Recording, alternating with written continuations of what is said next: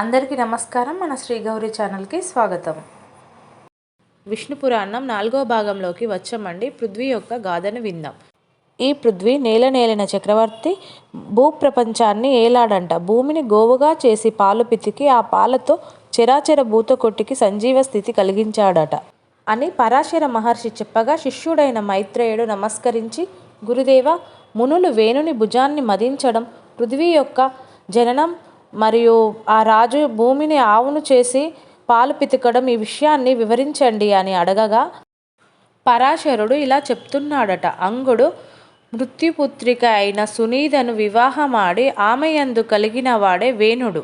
ఆ వేణుడు మతమహాదోషం వల్ల పరిపాలన ధర్మం పద్ధతిగా చేయక పాపపు పనులు చేసేవాడు. తాత ముత్తాతల కాలం నాటి అగ్రహారాల్లో పన్నులు వసూలు చేస్తూ బ్రాహ్మణులను బాధించడం, చోరులను దురాచారాలను ఆదరించి పోషిస్తూ ఉండడం, అసత్యం ఆడడం, ధర్మ మార్గాన నడిచేవారిని క్రూరంగా శిక్షించడం, ఇలా ఎన్నో పాపాలు చేశాడు. యజ్ఞాలు, వ్రతాలు, దైవ పూజలు చేయకూడదని చేసిన వాళ్ళకి మరణదండన తన రాష్ట్రమంతా చాటించాడు. ఇలాంటి వేణుని దుష్టతకు అనావృష్టి, అతివృష్టి, పాడి పంటలు అన్నీ పాడైపోయాయి. ప్రజలు అన్నపానీయాలు లేక నోచుకోక దిక్కులేని వారైపోయారు.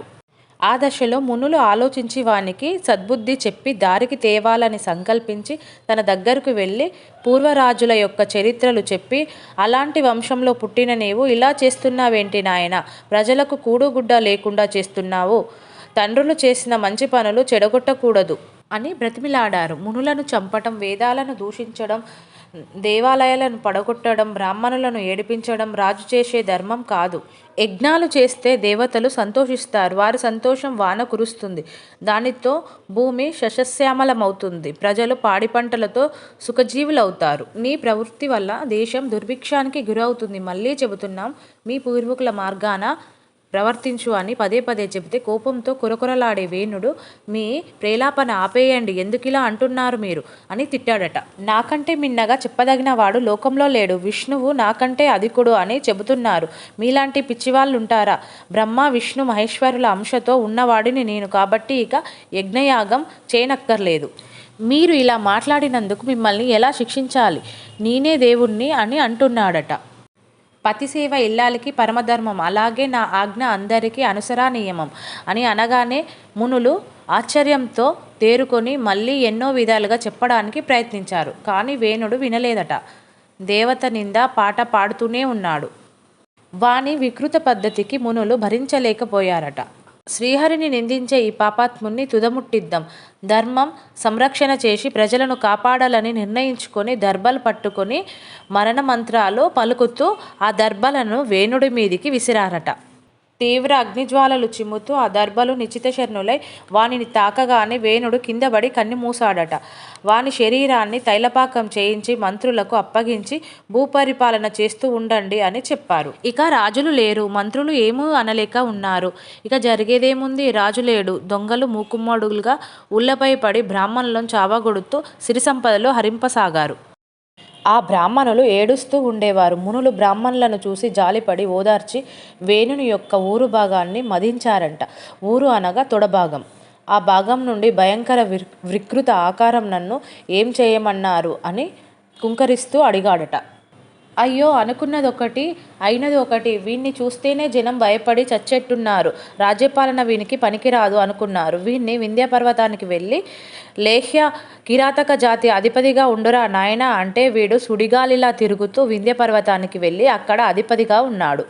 మునులు ఏమనుకున్నారంటే వేణువులో ఉండే పాపం ఆ నిషాద రూపంలో వెళ్ళిపోయింది అని సంతోషించి ఉదుత అనుదుత శ్వేత పద్ధతిలో వేద మంత్రాలు ఉచ్చరిస్తూ ఈ తైలపాకంలో పెట్టిన వేణువుని దేహం నుండి కుడి భుజాన్ని మదించారట. ఆ మదన ఫలితంగా సాటిలేని భుజబలం, దివ్య తేజస్సు, సులక్ష లక్షణమైన అంగసౌష్ఠవం కలవాడై విష్ణు అంశలో ఒక బాలుడు జన్మించాడు.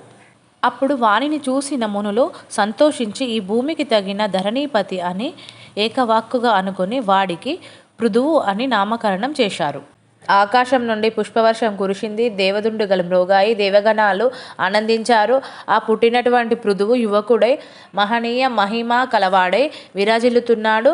పుట్టిన శిశువు కోసం విశిష్ట తేజస్సు గల ఖడ్గం, ధనస్సు, వజ్రకవచం, మరెన్నో యుద్ధ సాధనాలు వచ్చాయి. ధర్మానికి మగరూపమైనటువంటి మంచి కొడుకు కలగడం వల్ల వేణుడు పుణ్యస్థానానికి చేరాడు. మునులు పరమానంద భరితులై గంగానది, పుణ్యనదుల నుంచి, సముద్రాల నుంచి నీరు సువర్ణ పాత్రలతో తెప్పించి పృథివీకి అభిషేకం చేశారు. దేవగణాలతో బ్రహ్మదేవుడు స్వయంగా వచ్చి శుభముహూర్తాన ఇతనికి ధరణీపతిగా పట్టం గట్టి చక్రవర్తిని చేశాడు. విష్ణు చక్రం వచ్చి పృథివీ యొక్క దక్షిణ హస్తానికి దివ్యాభరణంగా ప్రకాశించింది. అప్పుడు బ్రహ్మ చక్రవర్తి అని చెప్పి పృథువిని అభినందించాడు. ఈ విధంగా చక్రవర్తి అయినటువంటి పృథువు సురనర ప్రశంసను పొంది ఐశ్వర్యవంతుడై రాజ్యం చేయడం మొదలుపెట్టాడు. అతను పైతామహ యజ్ఞం చేశాడట. యజ్ఞానికి సంబంధించిన సుతమంత్ర ప్రభావంతో 2 కుమారులు పుట్టారట. వాళ్ళు పుట్టిన వెంటనే యువకులుగా మారితే యజ్ఞాలకు వచ్చిన వాళ్ళు చూసి సంతోషించి మునులందరూ ఆనందించి ఒకరి పేరు సుతుడు, రెండవతని పేరు మగతుడు అని పేర్లు పెట్టి మీరే చక్రవర్తిని శృతిస్తూ ఉండమంటే సుతమగతులు 2 సమయానుసారంగా పృథు చక్రవర్తిని కీర్తిస్తూ ఉండేవాళ్ళు. అయితే ప్రజలు ఆకలి దప్పికలకు లోనై ఆగలేక చక్రవర్తి దగ్గరికి వెళ్ళారట. మహారాజు, ధర్మనష్టం, దానివల్ల అనావృష్టి, దాని మూలాన పాడి పంటలు నశించాయి, సస్యములు ఓదశలు జీర్ణమై చెడిపోయాయి. ఇలా ఆకలి దప్పికలకు చిక్కి శల్యాలు అయిపోయాము. మేము అడవులకు పోయి కందమూలాలు తింటూ ఏంటో అట్లా ప్రాణాలు నిలుపుకుంటున్నాం. నాయనా, అన్నం ధాన్యం మూలం అందరికీ ఆధారం. అన్నమే ఆ అన్నం లేకపోతే బ్రతుకెక్కడిది? ఆ అన్నం మాకు సంతృప్తికరంగా లభించే ఉపాయం చూపించు. ప్రజారక్షకుడివై వర్ధిల్లు నాయనా, నీవిప్పుడు చక్రవర్తివయ్యావు, మమ్మల్ని రక్షించమంటే అప్పుడు ఈయన ఆలోచించాడట. సస్యనాశ్ చేసిన, కరువు కల్పించిన ఆ భూమిని కూడా హతమారుస్తా. భూమి బిగుసుకుపోయి పంటలు పండలేదుగా అలా భావించాడు. ఇలా అంటూ లేచి నిల్చొని భూమి మీద బాణం వేయడానికి విల్లు అందుకున్నాడు. బాణం సంధించాడు. ఇక ప్రయోగించడమే తడువాయి. భూమి అదిరిపోయి గోరూపం ధరించి బ్రహ్మ దగ్గరికి వెళ్ళడానికి పరిగెత్తుతుంటే చక్రవర్తి అన్నాడట, నువ్వు ఎక్కడికి పరిగెత్తినా సరే నేను నీ వెనకాలే వస్తాను. నువ్వు నా బాణానికి గురికాక తప్పదు. అనేసరికల్లా గోవు అన్నదట, ఓ రాజా, శ్రీవధ పాపం అని తెలియదా నీకు? నన్ను చంపితే నువ్వు పాలించేది ఎవరిని? ప్రజలందరికీ ఎట్లా బ్రతికిస్తావు? అనేసరికి ఈయన అన్నాడట, నువ్వు ప్రజలను తిండి లేకుండా చేసిన దుర్మార్గురాలివి. అందరినీ సురక్షించడానికి నిన్ను చంపడం పుణ్యమే గాని పాపం కాదు. వారి పరిస్థితి తర్వాత చూస్తాను. దైవబలం ఉన్నవాడిను. వాళ్ళను సుఖంగా పాలిస్తాను. నాకేం కష్టం కాదు. కానీ నా దగ్గర ఒక ఉపాయం ఉంది. దానివల్ల ప్రజా సంరక్షణ జరుగుతుంది అని భూమి చెబుతుంది. సస్యాలు ఓదశలు నాలో ఇమిడి జీర్ణమైపోయినాయి. నువ్వు ఏం చేస్తావు? నేను గోరూపంలో ఉన్నా కదా, నాకు ఒక దూడను కలిగించు. అది పాలు తాగే సమయంలో ఓదశలు సస్యాలు మళ్ళీ ఆవిర్భవిస్తాయి. ఆ ప్రయత్నం చెయ్యి అని గోరూపమైన భూదేవి సెలవివ్వగా ఇతను ఆ మాట విని స్వయంభూని దూడలా కల్పించి తానే పాలు పిత్కాడట. అయితే దూడ నోరు తగిలేసరికల్లా పాలు వాటంతటవే స్రవిస్తాయి. తల్లి యొక్క ధర్మం అన్నమాట. లోకం రీతిలో మనుషులైనా అంతే అండి, ఏ జంతువులైనా అంతే. అయితే పృథు చక్రవర్తి స్వయంగా పాలు పితికితే ఏకదాటిగా పాలు పడ్డాయట. అవి క్రింద పడేసరికల్లా సస్యాలు మంత్రించినట్టుగా నూతన శోభతోటి పైకి లేచాయి. ఎక్కడ చూసిన భూమి సస్యశ్యామలంగా కన్నుల పండుగగా అయిందట. ఆ పాలతోటి దేవ దైత్య కిన్నెరదులకు, మృగాలకు, మానవులకు సమృద్ధిగా వారికి కావలసినటువంటి ఆహారం సమకూరింది. ఆ విధంగా భూమిని యథాపూర్వ రూపానికి తెచ్చి సురనర రంజనముగా పృథుచక్రవర్తి పరిపాలన చిరకాలంగా చేశాడట. ఆ సత్క్రియ వల్లే భూమికి ఆ చక్రవర్తి పేరుతోటి పృథ్వీ అనే పేరు వచ్చిందంట. పృథువు పేరు నుండే పృథ్వీ అనే పేరు వచ్చింది. ఈ పృథు చక్రవర్తి కథ విన్నవారికి ఎలాంటి పాపము అంటదు. ఈ కథ విన్నా చదివినా తేజస్సు సమృద్ధిగా, సిరి సంపదలు, సుఖ సంతోషాలు, కీర్తి, ఆయురారోగ్యాలు, ఐశ్వర్య అభివృద్ధి, అశ్వమేధ యాగం చేసిన ఫలితాన్ని విష్ణుమూర్తి ప్రసాదిస్తాడు అని చెప్పారు. ఈ పృథు చక్రవర్తికి అంతర్ధి, వార్ధి అనే 2 కుమారులు కలిగారట. వారిలో అంతర్ధికి శిఖండి భార్యయందు అభిర్ధునుడు అనే కుమారుడు కలిగాడట. వానికి అగ్ని వల్ల పుట్టినటువంటి దిశ అనే కాంతయందు ఒక కొడుకు కలిగాడు. అతను యజ్ఞ సమయం యందు కుశలను ప్రాచీన అగ్రహములుగా ఉంచడం వల్ల ప్రాచీన బర్హి అని ప్రసిద్ధుడయ్యాడు. అతనికి సముద్రపుత్రిక అయినటువంటి సౌవర్ణ యందు ధనుర్వేద పరంగతరులైన రజేతసులు అనేవారు 10 మంది జన్మించారు. వారు భేదం లేని పద్ధతిలో ధర్మవంతులై 10,000 సంవత్సరాలు సముద్ర మధ్యలో తపస్సు చేశారు. అనేసరికల్లా మైత్రేయుడు అడిగాడు, గురువర్య, రజోతసులు సముద్ర మధ్యలో అంతకాలం తపస్సు చేయడానికి కారణమేమిటి? ఆ కథ వినాలని ఉంది, ఏమిటి ఆ కథ అని అడిగాడు. ఈ ప్రాచీన బర్ఫీ అనేవాడు ఇంద్రుడులాగా భూవలయాన్ని ధర్మవైభవంతో పరిపాలించాడు. తన మాట జవదాటనటువంటి భక్తితో ప్రవర్తిస్తున్నటువంటి కొడుకులతో ఒకసారి ఇలా అన్నాడు, మీరు ధర్మ సమైక్యంతో ప్రవర్తించే బుద్ధిమంతులు కనుక మీకు అసాధ్యం ఏదీ ఉండదు.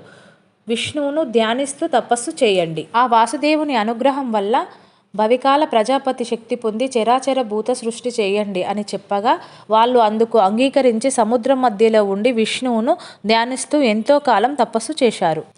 వాళ్ళకి విష్ణువు ప్రసన్నుడై ప్రత్యక్షమై మీ తపస్సుకు మెచ్చి వరం కోరుకోండి అని అంటే, కమల మనోరమణ, జగదేక చరిత్రనయన, సరోజనేత్ర, సకల పాలన, శుభలోకన, మాకు ప్రజాపతి ప్రభావాన్ని అనుగ్రహించమని పరిపరి విధాలుగా విష్ణువును కీర్తిస్తూ తమకు కావలసిన వరాన్ని అడిగారు. మీ కుమారుడు దక్షుడు అనే పేరుతో ప్రజాపతి అవుతాడని వరమిచ్చి శ్రీపతి అంతర్ధానమైనాడు. అలాగా విష్ణువు వల్ల వరం పొంది వాళ్ళు సముద్రం మధ్యలో నుంచి బయటికి వచ్చారు. ఇంతకాలం సముద్రంలో తపస్సు చేయడం వలన దేశం అరాచకమై చెట్లు తెగ పెరిగి భయంకరమైన అరణ్యంలా మారిపోయాయి. ఆ బాధ పోగొట్టాలని చంద్రుడు ఆలోచించి ఒక కన్యను కల్పించి వారి వద్దకు తీసుకొచ్చాడట. మీరు దేశమందు లేకపోవడం వల్ల చెట్లు పెరగడం తప్పేమి కాదు. ఇప్పుడు మీ కోపాగ్నికి చెట్లు మాడి మసి అయిపోయినాయి. తపస్సు చేసిన వారికి ఇంత కోపము ఉండకూడదు. చెట్లు మీకు అనుగుణంగా ఉండడానికి ఇదిగో ఈ కన్య. ఈ వృక్షంలో నుంచి ఆవిర్భవించి నా కిరణామృతం వల్ల పెరిగింది. ఈమె పేరు మారీష అని చెప్పాడు. ఈమెను గృహిణిగా పరిగ్రహించండి. అప్రమేయ బలం గల కొడుకు జన్మిస్తాడు. మీకు నాకు గల తేజస్సు భాగం పొంది దక్షుడు అనే పేరున ప్రజాపతి అవుతాడు. అతని వల్ల ప్రజా అభివృద్ధి అవుతుంది అని చెప్పగా రజేతసులు అంగీకరించి చంద్రుణ్ణి అడిగారట. ఈమె చెట్ల నుండి ఎలా పుట్టింది? నీ కిరణ ప్రసరణతో ఎట్లా పెరిగింది వివరించు అంటే చంద్రుడు ఈ మారీష యొక్క కథను చెప్తున్నాడు. ఇది ఒక విచిత్రమైన వృత్తాంతంలా కనబడుతుందండి. ఒకప్పుడు కందుడు అనే ముని గోమతీ తీరంలో అసాధారణమైన తపస్సు చేస్తూ ఉండగా ఇంద్రుడు భయపడి అతని తపస్సు చెడగొట్టాలని బ్రహ్మలోచన అనే అప్సరసను రప్పించి కందుని తపస్సు చెడగొట్టు తగిన చెలికత్తెలతో వెళ్ళమని నియమించాడట. అప్సరస కొంతమంది చెలికత్తెలతో కందుడి ఆశ్రమానికి వెళ్ళింది. ముని తపస్సు చేయడం చూసి భయపడి పక్కనున్న పొదరిళ్లలో ఆటలాడుతూ పాటలు పాడుతూ అతనికి కనిపించినట్లు విహరించేదట. అయితే ఆ సమయంలో చల్లని మలయవాయువు అప్సరసకు తోడై ఆమె యొక్క శరీరం నుండి వచ్చే సుగంధం వల్ల ఈ మునికి మైమరుపు కలిగించేదట. అప్పుడు పూచిన పువ్వులు తెచ్చి ముని దగ్గర పెట్టేదట. వీణ మీటుతూ చక్కని కీర్తనలు పాడేది. అప్పుడప్పుడు చేతులు తగిలేలా బట్టలు తగిలేలా నమస్కరించి చిరునవ్వుతో చూసేదట. ఈ క్రమంగా ఈ విలాసాలకి వికారానికి తపోదీక్షకు స్వస్తి చెప్పి ఈమెతో సంసారానికి వడ్డం పడ్డాడు. ఒకరోజు ఏమన్నాడు, సరే నా మనసు దొంగిలించావు, నిన్ను నా కౌగిలిలో బంధించాలి అని భావిస్తున్నాను అనేసరికల్లా ఈమె ఏమంది, స్వామి నువ్వు మహామునివి, నీ మాట ఎందుకు కాదంటాను, మీరు ఏం చేయమన్నా చేస్తాను అని అతనితో ఉండిపోయిందంట. ఇలా ఎంతో కాలం గడిపారు. కొంతకాలం తర్వాత ఆమె చెప్పింది, అయ్యా నేను అప్సరసని, దేవవేశ్యని, ఇక్కడికి వచ్చి చాలా కాలం అయింది. మీ తపస్సు పాడు చేశాను, నన్ను క్షమించండి, నాకు సెలవివ్వండి, నేను వెళ్ళిపోతాను, ఇంకా ఇక్కడే ఉంటే ఇంద్రుడు ఆగ్రహిస్తాడు అనేసరికల్లా ఈ కందముడికి చాలా కోపం వచ్చిందట. ఏమన్నాడు, నాకు ఇంకా సంతృప్తి కలగలేదు, నాతో ఉంటే ఇంద్రుడేమంటాడు, ఏమి అన్నాడు. కొంతకాలం ఉండు అని అన్నాడు. కొంతకాలం అయ్యాక ఇక సెలవిప్పించు అని ఈ ప్రమ్లోచి బ్రతిమిలాడింది. సరే నేను సూర్యుని ఆర్గమిస్తుంటే నా కంటపడ్డావు, మళ్ళీ ఈరోజు వెళ్తా అంటున్నావు, ఒక్కరోజుకే వెళ్ళిపోతావా అంటే, అయ్యా నన్ను క్షమించి మిమ్మల్ని భ్రమింపజేశాను, నేను ప్రమాణ వాక్కుగా చెబుతున్నాను, మీరు నాతో గడిపిన కాలం 907 సంవత్సరాల 6 నెలల 3 దినములు. మీరు యోగదృష్టితో చూడండి. ఈ గడిచిన కాలమంతా ఒక్కరోజు అనుకుంటున్నారు అని చెప్పగా ఆయన ధ్యాన దృష్టితో చూసి తెలుసుకున్నాడు. అంటే స్త్రీ సాంగత్యం ఒళ్ళు తెలియదు అని పురాణం చెబుతుందండి. అయితే ఈయనకి కోపం వచ్చేసింది. నా తపస్సు అంతా పాడు చేశావు, ఇంద్రుడు కపటోపాయంతో ఇలా చేశాడు, అయినా తప్పు నీది, అయినా ఇంతకాలం నన్ను అలరించావు కనుక నిన్ను క్షమించాను, ఇక నా ఎదురుగా ఉండరాదు, నా దగ్గరికి రావద్దు, మళ్ళీ నా తపస్సు పాడు చేయడానికి రావద్దు, నేను కళ్ళు మూసుకుంటాను, నువ్వు వెళ్ళిపో అని గర్జించాడు. చిత్తం ఇక సెలవు అని ప్రమ్లోచి రివ్వునే ఎగిరిపోయిందట. అయితే ఆమె ఎగరడంలో ఆమె గర్భంలో ఉన్నటువంటి ముని యొక్క వీర్యం చెమటగా ఆమె అవయవముల నుండి కిందికి జారి కారిపోయిందట. ఏం చేసిందట? అక్కడ చెట్ల ఆకులను చెమటకు తూడ్చుకొని వెళ్ళిపోయిందట. కందముని అక్కడి నుండి వెళ్ళిపోయి పురుషోత్తమ తీర్థానికి వెళ్ళి అప్సరసతో గడిపిన అధర్మ పాపాన్ని పోవడానికి బ్రహ్మస్తోత్రంతో మహావిష్ణువును ప్రార్థిస్తున్నాడు. అయితే చెట్ల చిగురాకులలో కలిసిన ఆ ముని తేజస్సు నా కిరణాల నుండి స్రవించే అమృతం చేత ఈ అమ్మాయి రూపొందింది. ఆ మహాముని తేజస్సు దివ్యకాంత యొక్క గర్భరూపం వాయువు చేత చెట్ల ఆకులలో పడడం నా కిరణామృతం దోహదం. ఈ విధంగా పుట్టినటువంటి ఈ మారీషకు సాటి కలిగిన స్త్రీ మరెవరూ లేరు అని చెప్పాడు. ఇంత అపురూపమైన సంగమం వల్ల ఈ బాలిక జన్మించింది నాయన. ఈమెను పరిగ్రహించండి. ఈమె పూర్వజన్మ వృత్తాంతం చెబుతాను వినండి. ముందు జన్మలో ఒక రాజు పత్నిలా ఉండేది. అనాది కాలంలోనే వితంతువయి ఏ సుఖం కోరక శ్రీహరి భక్తురాలైంది. విష్ణువు ప్రత్యక్షమై లలనా ఏమి నీ కోరిక అనగా నాకు 10 మంది భర్తలు కావాలి, వారితో సుఖించి ప్రజాపతి అయ్యే కొడుక్కు కన్నతల్లిని అవ్వాలని కోరుకుంది. హరి తదాస్తు అని అంతర్ధానం అయ్యాడు. అదే ఈ మారీషగా రూపొందింది. మనకు ద్రౌపది దేవికి 5 భర్తలని తెలుసు. ప్రపంచంలో ఇలా ఎవరైనా ఉన్నారా అనుకుంటే ఈ మారీష వృత్తాంతం మహాభారతంలో చెప్పబడింది. మారీష విష్ణు యొక్క వరం వల్ల ఈమె అయోనిజ, ఈమెను స్వీకరించండి అని చెప్పాడు. ఇది మహావిష్ణు యొక్క అనుగ్రహం. వాడు అనేక వంశాలకి వంశకర్త అవుతాడు అని చంద్రుడు నచ్చజెప్పి మారీషను రజోతసుల గృహిణిగా గ్రహణం చేశాడు. ఈ విచిత్రమైన మారీష వృత్తాంతంతో ఈరోజు విష్ణు పురాణం అయిపోయింది. రేపటి 5వ భాగంలో కలుసుకుందాం. ఈ వీడియో నచ్చితే లైక్ చేసి సబ్స్క్రైబ్ చేసుకోవడం మర్చిపోకండి.